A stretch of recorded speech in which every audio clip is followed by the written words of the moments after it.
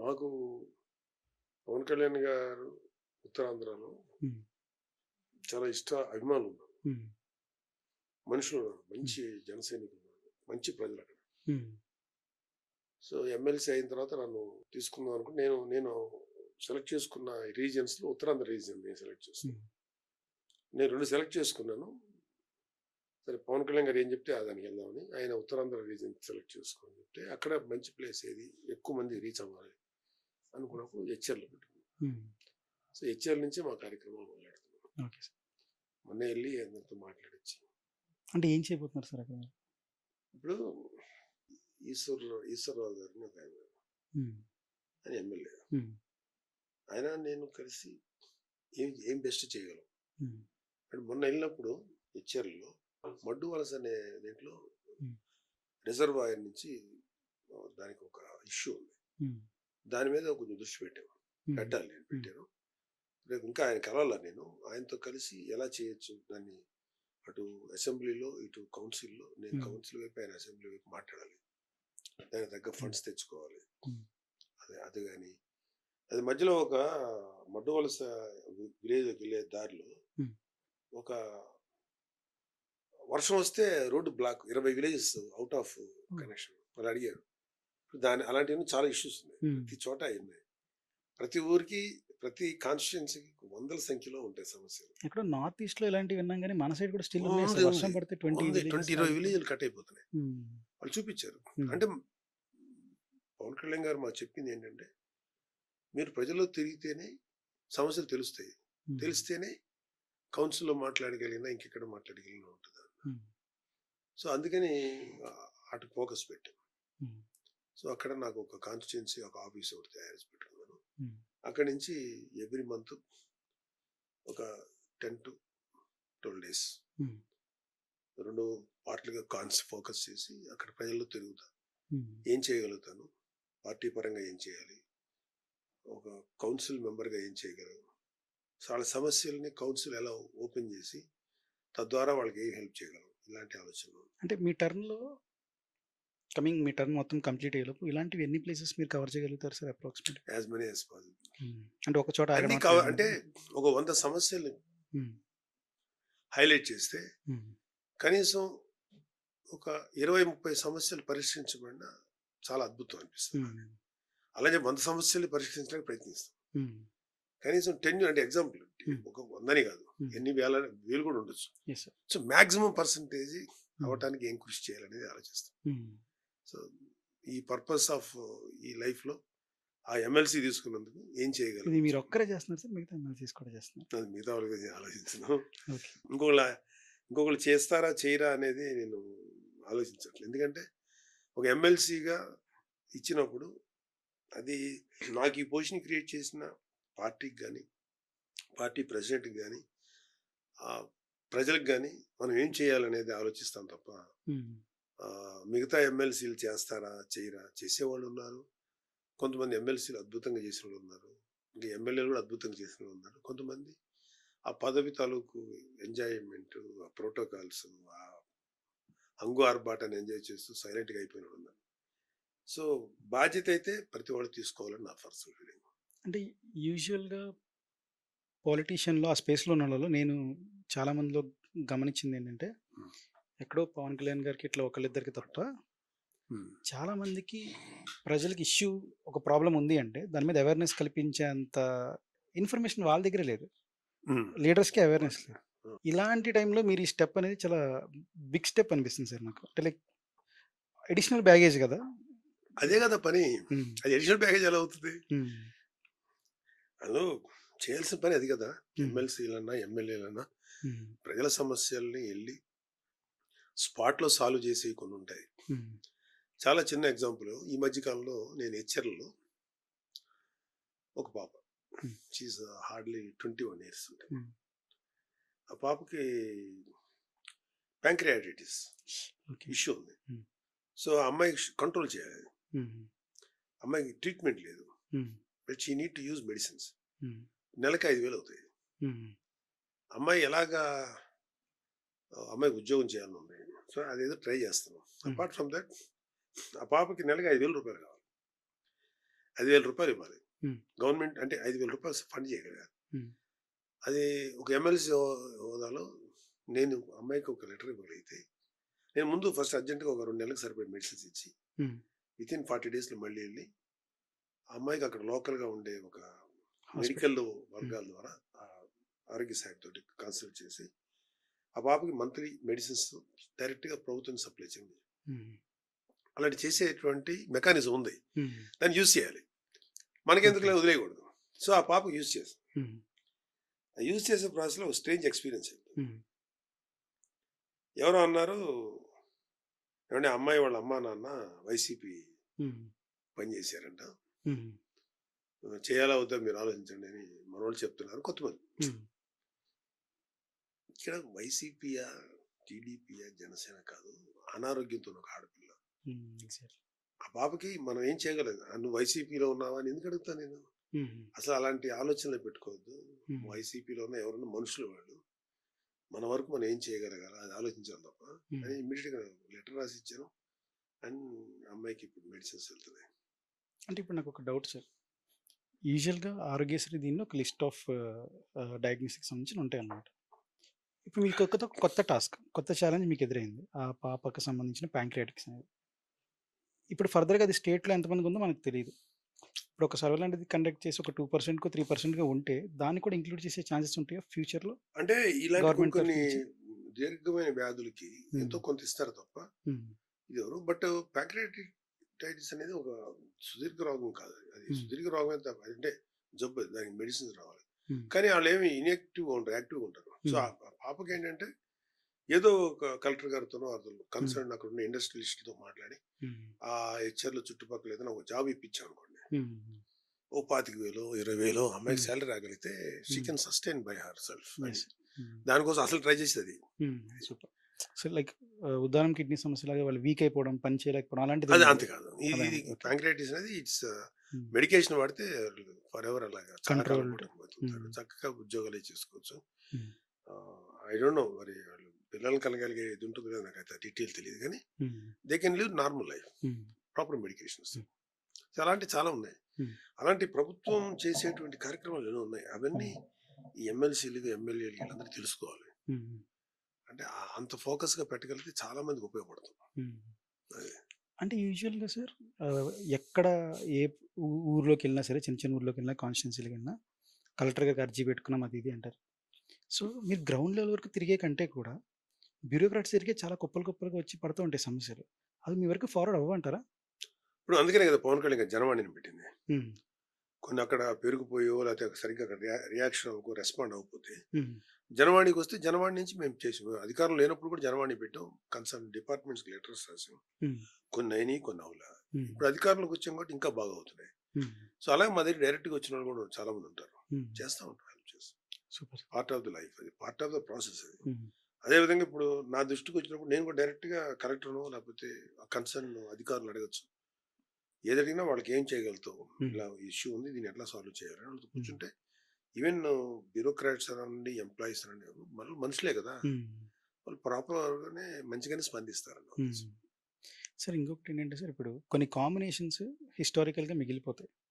ఇప్పుడు ఎగ్జాంపుల్ కేరళ నుంచి మన ఐఏఎస్ తేజ గారు, ఆఫీసర్‌ని కృష్ణతేజ తెచ్చుకున్నారు. గారు. కృష్ణతేజ గారిని తెప్పించుకున్నారు పవన్ కళ్యాణ్ గారు. ఆయనతో చాలా చేస్తున్నారు. ఇప్పుడు రీసెంట్‌గా ఇంకొక మీట్ జరిగింది. Like few days back.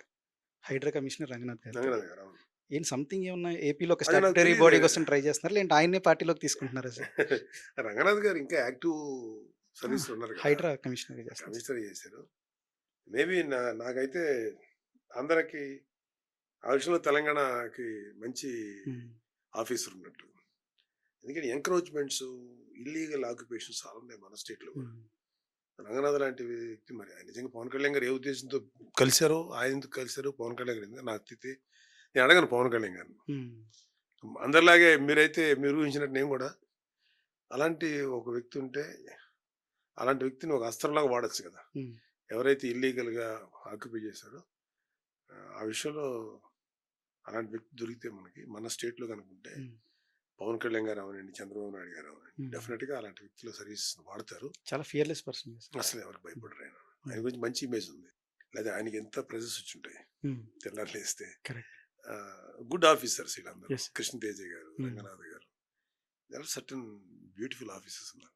Service oriented, service మైండ్తో ఉండడం. అంటే ఏమైనా స్టాట్యుటరీ బాడీని బిల్డ్ చేద్దాం అనుకున్నారా కొత్తగా తెలియదు అక్కడ? నాకైతే లేదంటే అది కళ్యాణబాబు గారు ఆయన చేసే వందల వేల పనుల్లో ఎన్నో ఉంటాయి, అవన్నీ నాకు తెలియదు. Hmm.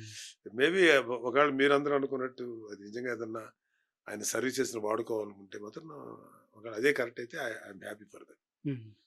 I welcome that. Super sir. So sir మీ ఇంట్లో women power sir.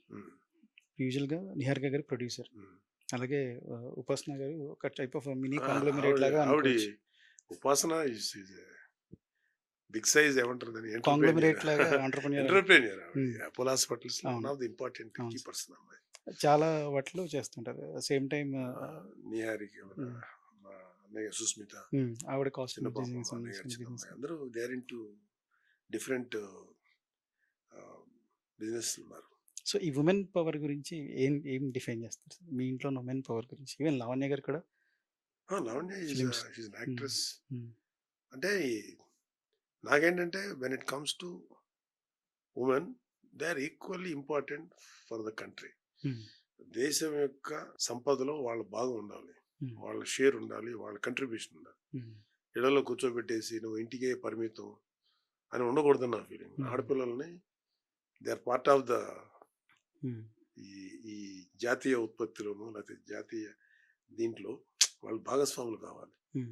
So equally opportunities ఉండాలి. మా ఇంట్లో ఆ డిఫరెన్సెస్ ఏమి ఉండవు, ఆడపిల్లకి మగపిల్లడికి తేడాలు ఏమి ఉండవు. అంటే మాకు అందరికీ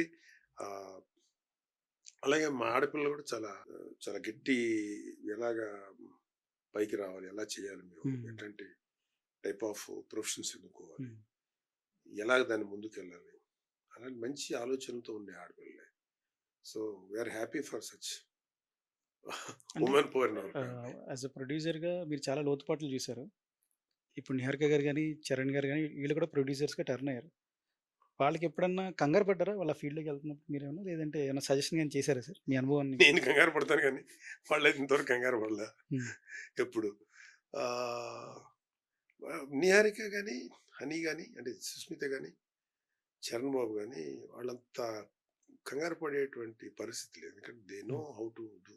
చరణ్ బాబు మంచి బిజినెస్ మైండ్, చిరంజీవి గారు కూడా రాలా, ఇది అంత బిజినెస్ మైండ్ కాదు. పవన్ కళ్యాణ్ గారికి లేదు, నాకు లేదు. బట్ చరణ్ బాబుకి మంచి అవగాహన ఉంది. ఉపాసన ఇంకా చెప్పగలేదా, షీస్ ఫ్రమ్ అపోలో డిస్ట్రిక్ట్. తర్వాత మా హనీకి కానీ, స్వీటీ కానీ, మా నిహారికి కానీ వాళ్ళ చేసే ఈ ప్రొడక్షన్ కానీ లేకపోతే other businesses like real estate what ever, they have their own understanding. ఆ కన్విక్షన్తో ముందుకు వెళ్తారు, బ్లైండ్గా అయితే వెళ్ళరు, చాలా పర్ఫెక్ట్గా చేస్తారు. బట్ ఎలాగ వాళ్ళ డీటెయిల్స్ నేను అడగను. ఎందుకు అడగనంటే వాళ్ళ డీటెయిల్స్ వింటే నాకు టెన్షన్ వస్తుంది, ఎంత తీసుకున్నారు వెళ్ళని, అందుకని నేను పట్టించుకోను. బట్ ఒకటైతే డ్యూ కేర్ తీసుకోండి, కేర్ఫుల్గా ఉండండి. కాన్సిక్వెన్సెస్ కానీ గుడ్ వచ్చినా మీరే అనుభవిస్తారు, బ్యాడ్ వచ్చినా మీరే అనుభవించాలి. I can't take that anymore, so you have to take responsibility. అంటే పిల్లలు కూడా ఎప్పుడు ఆ టెన్షన్ నాకు పెట్టరు, అటు అన్నయ్యకి పెట్టరు. సార్ ఇప్పుడు ఇండస్ట్రీ డోర్స్ అని బాగా ఎక్స్పాండ్ అయిపోయింది, గ్లోబల్గా ఎక్స్పాండ్ అయిపోయింది. క్వాలిటీ కానీ, స్టాండర్డ్స్ కానీ, ఈవెన్ దో డిస్ట్రిబ్యూషన్ కానీ, ప్లస్ తెలుగు ఫిలిం ఇండస్ట్రీకి స్పెషల్ మార్క్ ఉంది గ్లోబల్గా. సో ఇలాంటి టైంలో ఒక లార్జర్ దెన్ లైఫ్ ఫిలిమ్స్ కానీ అలాంటివి ప్రొడ్యూస్ చేసే, ఒక హై బడ్జెట్ ఫిల్మ్స్ని ప్రొడ్యూస్ చేసే ఒక ధైర్యం మీరు చేయాలన్న స్టెప్ ఒకటి తీసుకోగలుగుతారా ఇప్పుడున్న సిచ్యువేషన్? ఇప్పుడు అసలు నేను 2013 ఆపేశాను కదా. అదే సార్, అందుకే మళ్ళీ ఎరా మారింది కదా ఇప్పుడు. మారినా కూడా ఇంకా నాకు my life is not film making. Politics కూడా ఏంటంటే ఈ అవకాశాన్ని, ఈ 6 ఏళ్ళ అవకాశాన్ని 5.5 ఏళ్ళు ఉంది. 5.5 ఏళ్ళకి నేను ఎంత చేయగలను అంత చేస్తాను తప్ప I'm not very ambitious in politics or film making. I'm more focused on my health and my peace of mind and some kind of spirituality and knowledge. మరి ఒకదాని తర్వాత ఒకటి పరిగెడుతున్నారు కదా సార్, సీరియల్ ప్రొడ్యూసింగ్ అని చెప్పేసి. నేను పరిగెట్లా, వచ్చినప్పుడు మాత్రం పని చేస్తుంటా. చాలా శ్రద్ధతో చేయాల్సింది కదా. చేయాలి కదా, వచ్చిన పని శ్రద్ధగానే చేస్తాను, అశ్రద్ధగా ఎప్పుడు చేయను. కానీ ఆ పని కోసం వెంపర్లాను. ఇప్పుడు నాకు క్యారెక్టర్ వచ్చింది, నాకు బాగా నచ్చితే చేస్తాను. నచ్చిన తర్వాత పెద్దగా డిస్కషన్స్ ఉండవు, నచ్చకపోతే చేయను. నచ్చితే మాత్రం ఇంకా ఎంతవరకైనా నేను హ్మ్. వెళ్ళిపోతాను. కొన్ని సమ్ టైమ్స్ ఫ్రీ కూడా చేసిన సందర్భాలు ఉన్నాయి. హ్మ్. ఇట్ డిపెండ్స్ అపాన్ నాకు వాళ్ళ వ్యక్తులు నచ్చాలి. నచ్చితే నేను ఎంతనే చేస్తాను. నచ్చకపోతే అసలు ఏది చేయను. హ్మ్. సో ఏదైనా అలాగే నా క్యారెక్టర్ కూడా నాకు నచ్చితే నేను చేస్తాను. హ్మ్. నచ్చకపోతే చేయలేను. అలాగే ప్రొడక్షన్ కానీ ఇప్పుడైతే ప్రొడక్షన్ పెట్టుకోవాలి. అది లెబోరియస్ జాబ్, నాకు హ్మ్. సంబంధం లేదు. అన్నీ వదిలేసాను కాబట్టి ఇప్పుడు నియర్గా చేస్తుంది. హ్మ్. చరణ్ బాబు చేస్తున్నాడు, స్వీటీ చేస్తుంది, హనీ పాప్ చేస్తుంది, మా స్వీట్ సుస్మిత. హ్మ్. సో నేను అటు ప్రొడక్షన్ ఆ స్ట్రెస్ జోలికి వెళ్ళను. హ్మ్. అటువంటి స్ట్రెస్ తీసుకోదలుచుకున్నా. ద బెస్ట్ థింగ్ ఈజ్ ఏం చేయగలను నా వేరే విధంగా. ఇప్పుడు నాకు ఈ ఎమ్మెల్సీ రావటం వల్ల కొంత సోషల్ రెస్పాన్సిబిలిటీ, సామాజిక సేవ చేయడానికి అవకాశం దొరికింది నాకు. హ్మ్. I think that is great opportunity.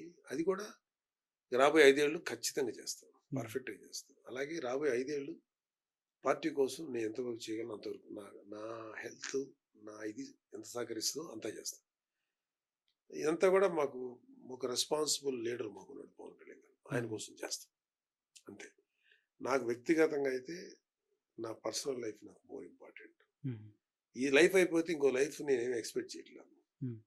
పునర్జన్మలు ఉంటాయి, మనుషులు బతుకుతారు, ఇవన్నీ నేను నమ్మను. So spirituality. Whatever existing right now hmm. It is true. Hmm. Once ఇది అయిపోతే నోబడి నోస్. తిరిగి హ్మ్. వచ్చి నేను పూర్వజన్మలో అలా కలిసి అని చెప్పేది అంది ఫేక్ లేదు అప్పుడు నిజాలు కాదు. Hmm. So I respect today. Hmm. I respect this life. ఈ జీవితం వరకే గౌరవిస్తాను. అందుకని whatever the best possible in this life I will enjoy. Sir అయితే యూజువల్‌గా మనతో అప్స్‌లో అయినా, డౌన్స్‌లో అయినా ఎప్పుడూ ఉండేది మన పార్ట్నర్. యూజువల్‌గా మీరు చాలా అప్స్ చూసారు, చాలా డౌన్స్ చూసారు. స్టేబుల్‌గా కొంతకాలం లైఫ్ అలాగే ఎటు కదలకుండా వెళ్ళిన మూమెంట్స్ కూడా చూసే ఉంటారు. బయట ప్రపంచానికి మీరు ఒక పర్టిక్యులర్ టైంలో ఉన్నప్పుడు చిరంజీవి గారు హెల్ప్ చేసిందో, లేదంటే కళ్యాణ్ గారు హెల్ప్ చేసిందో అవి తెలుస్తాయి. అవన్నీ ఓకే. ఫైన్. బట్ ప్రతి యాస్పెక్ట్‌లో మీతో ఉండేది ఎండ్ ఆఫ్ ది డే నా Mrs. Padma ma'am. Ma'am role ఏంటి? మీకు ఎంతవరకు స్ట్రెంత్? అంటే ఫస్ట్ లైఫ్ పార్ట్నర్ అనే వ్యక్తి నేను కానీ తను కానీ ఒకరికొకరు అవతల వ్యక్తికి బర్డన్ అవ్వకూడదు ఫస్ట్. హ్మ్. అబ్బో ఇంటికి వెళ్తే ఇప్పుడు ఇది చంపేస్తారా అని నేను అనుకోకూడదు. ఈ ఇంటికి వచ్చారంటే ఏ నస పెడతాడని ఆవిడ అనుకోకూడదు. హ్మ్. ఫస్ట్ ఆ అండర్స్టాండింగ్ మాకైతే ఉంది. హ్మ్. రెండోది ఏంటంటే నేను ఏం చేసినా తను ఏం అడగదు. అంటే హ్మ్. ఎటువంటి చేస్తాను, ఎలాంటి బిజినెస్లు చేస్తాను, ఎలా డబ్బు సంపాదిస్తాను, డబ్బు హ్మ్. విషయంలో మాకు ఇష్యూయే కాదు. హ్మ్. అక్కడే వస్తుంది first. Hmm. So she's comfortable with me and hmm. I'm very comfortable with that. పిల్లల విషయంలో చాలా చాలా జాగ్రత్తలు తీసుకుని హ్మ్. పిల్లల పెంపకంలో షీ టుక్ ఎక్స్ట్రాడినరీ కేర్. హ్మ్. వాళ్ళ చదువుల దగ్గర నుంచి వాళ్ళు పెద్దోళ్ళు అయ్యి ఇండిపెండెంట్గా వాళ్ళు లైఫ్ లీడ్ చేసే వరకు మోర్ దాన్ మీ హర్ రెస్పాన్సిబిలిటీ తన ఇన్వాల్వ్మెంట్ చాలా ఎక్కువ. హ్మ్. పిల్లలను స్కూల్లో చేర్చినప్పటి నుంచి వాళ్ళు పెద్దోళ్ళు అయ్యి పెళ్ళిళ్ళు చేసుకునే దాకా she took lot of responsibility. హ్మ్. ఆ విషయంలో నాకు చాలా ఏమంటారు దాన్ని ఒక బాధ్యత తగ్గించింది. ప్రెషర్. హ్మ్. అది కూడా బాధ్యతే కదా పిల్లలది. అవును. 100%. సో దాని ఎంటైర్ రెస్పాన్సిబిలిటీ తను తీసుకుంది పిల్లల విషయం. నో పిల్లల రెస్పాన్సిబిలిటీ తనకి లేదు. No it is time for her to enjoy her life. హ్మ్. నువ్వు హ్యాపీగా ఉండు చాలు. నువ్వు ఎలా కావాలంటే అలా ఉండు. ఎంత జీవితం కంటే అనుభవించు. What ever the best I can do I can do. So నువ్వు ఇప్పుడు ఇలా ఉండాలి మాత్రం నేను పెట్టను రూల్. హ్యాపీగా బతకాలి. Super sir. సో ఇప్పుడు ఇంకొక జనరేషన్ స్టార్ట్ అయింది సార్ మీ ఫ్యామిలీ. సో మీ రొటీన్స్ అనేవి మారిపోతాయి. యూజువల్‌గా ఇంట్లో ఒక బేబీ ఉన్నప్పుడు ఒక రొటీన్స్ ఉంటాయి. అంతకుముందు ఎలా ఉండేది? ఇప్పుడు ఎలా ఉంది సార్? గ్రాండ్ సన్ అదొక కైండ్ ఆఫ్ ఎక్స్పీరియన్స్ అది. అది హ్మ్. అయిన వాళ్ళకి అది చెప్పలేము నోటితోటి ఇలా ఉంటుందని. బట్ వన్ థింగ్ యాక్చువల్‌గా ఏమవుతుందంటే నా కొడుకు వరకు నేను ఆలోచించగలుగుతాను. ఆ తర్వాత ఎలా ఉంటదంటే ఇంకొక నెక్స్ట్ ఎక్స్‌టెన్షన్ వచ్చిందనుకోండి. హ్మ్. అది ఒక రకమైన తృప్తి ఉంటది. మై లైఫ్ హ్మ్. కంటిన్యూస్ త్రూ మై సన్ హ్మ్. And my son continuous through my grand son. హ్మ్. జీవితంలో ఒకళ్ళ నుంచి ఒకళ్ళకి వెళ్తా ఉంటది. హ్మ్. అదొక ఆనందం అంతే. అయితే ఇప్పుడేంటంటే పొద్దున్న లేవగానే ఆడు పైన ఉన్నాడా లేదో చూసుకుంటున్నాం. మా మిసెస్ అయితే ఆడిని ఎత్తుకొని తిప్పుతా ఉంటది. మా వరుణ్ బాబు, లావణ్య అయితే they are very devoted parents. హ్మ్. మా దాకా వాళ్ళని తీసుకురారు. అప్పుడప్పుడు వాడి దగ్గర నుంచి తీసుకొచ్చుకొని కింద కూర్చోబెట్టుకుంటాం వాడిని. హ్మ్. నాకన్నా ఎక్కువ పద్మ బాగా చూసుకుంటుంది. హ్మ్. వాడిని ఎప్పుడు ఎప్పుడు వాడిని ఎత్తుకొని తిప్పాలండి. హ్మ్. నాకంత ఓపిక ఉండదు. నేను పక్కన కూర్చొని కొద్దిసేపు ఆడుకొని చేస్తుంటాను, పంపిస్తాను. But it's good good thing to have a grand son. It's going like that. Life is happy నాకన్నా. ఉమ్, అంటే లైఫ్లో అన్ని కష్టాలు, అన్ని బాధలు, అన్ని పెయిన్స్ ఉంటాయి. Life is to experience. Um, కష్టాలు వచ్చే అన్ని ప్యాకేజ్ డీల్ లాంటిది. ఉమ్, కష్టాలు సుఖాలు అన్ని అనుభవించాలి. అండ్ అన్నిటికన్నా మించి ఈవెన్చువల్గా end of the day are you happy with yourself? నేను I'm happy with myself. Hmm. నా లైఫ్, నా వ్యక్తిగతమైన జీవితం నాకు చాలా హ్యాపీనెస్ ఇస్తుంది. ఇప్పుడు ఉన్నంత వరకు నా చుట్టుపక్కల ఎవరు ఉంటారు సరే వాళ్ళకి ఎలాగా నేను ఉపయోగపడగలుగుతాను, అది నాకు ఎక్కువ కిక్కిస్తుంది. నేను ఎవరికన్నా జెన్యున్గా ఒక హెల్ప్ ఒకటి జరిగితే that gives me good kick.